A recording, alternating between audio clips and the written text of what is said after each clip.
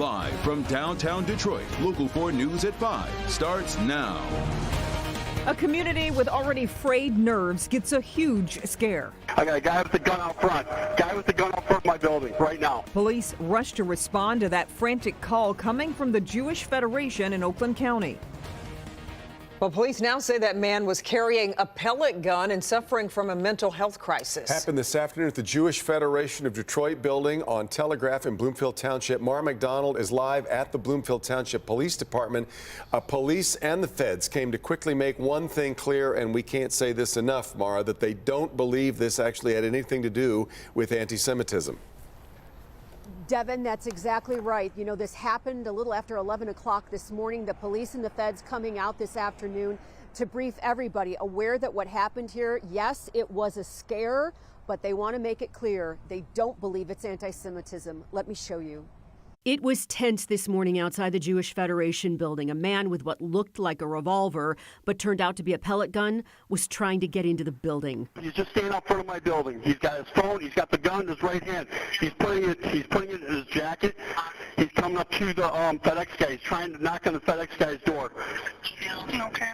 Do not let that guy open. Don't open the door. Don't open the door. Back away from the door. Back away from the door. The callers had every right to be in fear of what could take place at that Federation building today. The gun, the chief says, looked like the real thing and not a pellet gun. Law enforcement from multiple agencies swooped in immediately and took him into custody. Now, the chief is adamant this was a mental health issue, not an anti-Semitism issue. I will tell you right now, we are confident it was not an anti-Semitic incident. We are confident that the individual we have in custody has mental health concerns. However, this investigation is still very early, and we will present all of our findings to the prosecutor's office when we can. The Jewish Federation has its own security and lockdown protocol, which it activated when this happened. On behalf of the Federation of Detroit, I want to express my tremendous gratitude to the Chief, to the Bloomfield Township Police Department, and for their swift response today.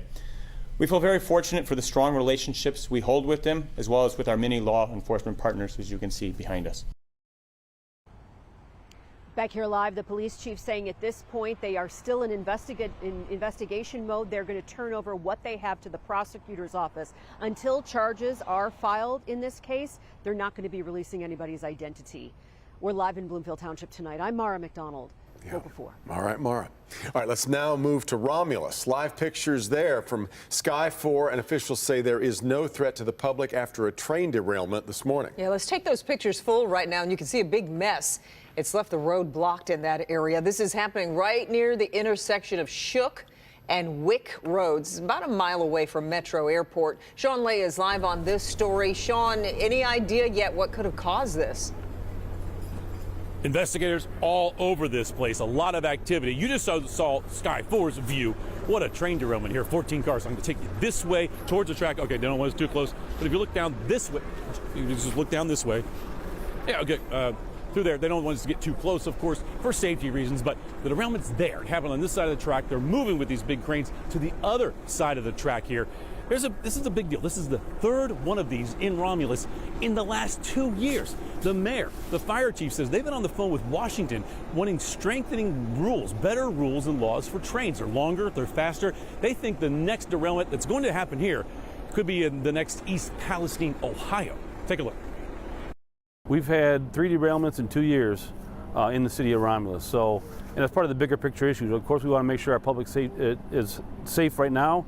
But the federal oversight is what I have heartburn over. You heard the mayor of Romulus right. You're looking at the third train derailment in just 2 years in Romulus alone. 9:30 this morning at Wick and Shook Roads, 14 cars, including 2 tankers, went off the tracks with such force they flew into this wooded area, stacking on top of each other. Here's the close call and concerns. These tankers do not contain any hazardous materials. They contain sodium. No one was hurt, and there is no danger to the community. But the mayor and the fire chief are very worried that the next derailment could look like this, the train disaster in East Palestine, Ohio. A train derailed there, dumping hazardous chemicals, burning chemicals poised in the air, causing health problems. Mayor McCray has been sounding the alarm to officials in Washington that more federal oversight of train companies needs to happen. It's a warning that is not being heard. 3 derailments in 2 years in my community. I'm waiting to see, when they wait till somebody's done another Palestine, Ohio. before they take real action here. Kevin Kraus is the fire chief here in Romulus. This is the third one in multiple years, and it's worrisome. There's 70-some cars of this train, and the 14 that happened to spill were, the majority of them were empty. We don't know what's on the other 70. It was luck of the draw today, and today, we were lucky. Lucky indeed. 3 in 2 years, too much for Romulus. They're on the phone with state and local officials today saying we need tougher laws here. We don't need another East Palestine, Ohio. 2 schools right nearby here, Wick Elementary and then Romulus Middle School. Students were transferred out of there, hundreds of them, to the high school as a safety precaution. One more thing, guys. It's important to say there's no lingering hazard issue for anybody living around here. The tanks, you see one big one right behind me, sodium in there, it did not leak, and that is not a hazardous chemical. One more thing, 6 o'clock. A guy's parked right here, right? The white stripe, there's the tracks here. He's parked here, and this comes and derails right in front of him, cheating death. There, he turned around, went away. The guy who watched that happen, he tells us the story at 6. Back to you. Incredible. We will look forward to your report coming up in just a little bit. We appreciate it, Sean. Tonight, we are starting to get a look at what is inside these tentative agreements between the UAW and the Detroit Big Three. It comes as voting is set to start soon now for General Motors and Stellantis. Our business editor, Rob Maloney, is live on this story tonight to give us some insight into what exactly is in these deals. Rod. Well, it's not so much what's in them, it's who's the winners and losers, at least. That's what we've been talking about here today. And, it's a situation where the UAW did swimmingly well. And, in fact, UAW 900 just went ahead and approved by an 80-20 vote the contract. You'll remember they were the first local to go out. And so now we have analysts stepping back and looking at the $8 billion cost that it was for just the strike, and then the added cost to the car companies to see what that's going to mean. Now that the burn barrels are down, Wayne State University business professor Dr. Merrick Masters says the UAW met its audacious goals. Clearly it was a victory for the UAW. They got most of what they wanted that was attainable. As for the companies, well, Wedbush Securities auto analyst Daniel Ives told Local 4. So I think GM is probably a loser in the UAW talks. If you look at a winner, the winner is probably Tesla and the foreign automakers here, because that's probably the ones that gain share, with the Detroit 3 needing to raise prices. He reminds the costs always get passed along to the customer or a supplier. Yet they both say the real casualty here is the Biden administration green energy mandate. It's been a gut punch to that strategy. And right now, I think there's a lot of concerns about where this all goes in terms of GM, Ford doubling down on electric vehicles. Is that strategy potentially flawed now? Masters says it's the true global companies like Stellantis that will likely succeed with electric vehicles, and the U.S. market may not catch up as quickly because of a lack of charging stations, among many other problems. The global market, as it has been for many decades, is going to go rapidly ahead, and they're going to be in a constant position of having to catch up and realizing that the North America and the U.S. position is in decline.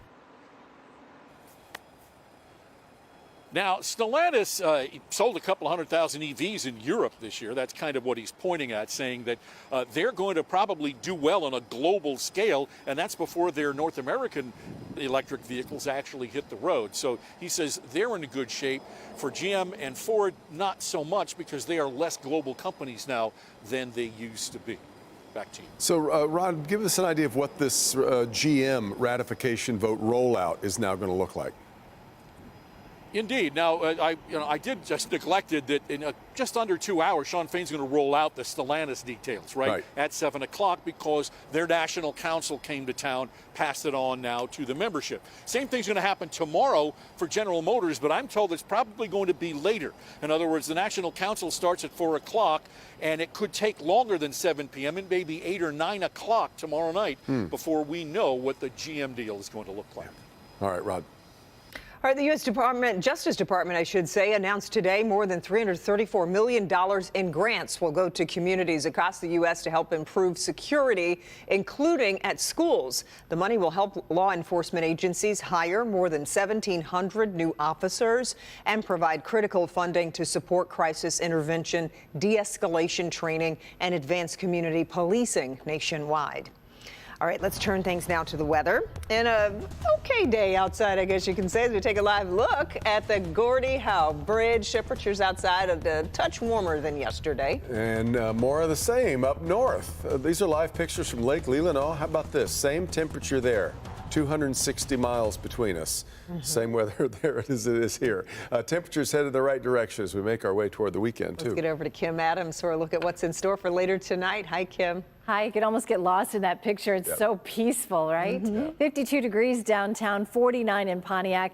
Just about the upper 40s to low 50s everywhere you go, including Metro Airport and in Ann Arbor at 49. Now, it's about 9 to 10 degrees warmer right now than it was at the same time yesterday. And we'll get a little warmer tomorrow and even warmer by the weekend. Tomorrow's high gets up to 54 degrees. We'll have some sunshine in the morning, then clouds continue to arrive in the afternoon before more rain comes in overnight tomorrow night and into early Saturday morning, but before most of you are even awake. Temperature trend, well, we go up through the weekend. Then Monday we have the warmest day of the week at 58 degrees, but then all things change by the middle to the end of next week, and we might even see a few more snowflakes mixed in with the rain for Wednesday and Thursday. We'll talk more about that. And there's a change to the weekend forecast I think you're going to like. We'll talk about that as well in a few minutes.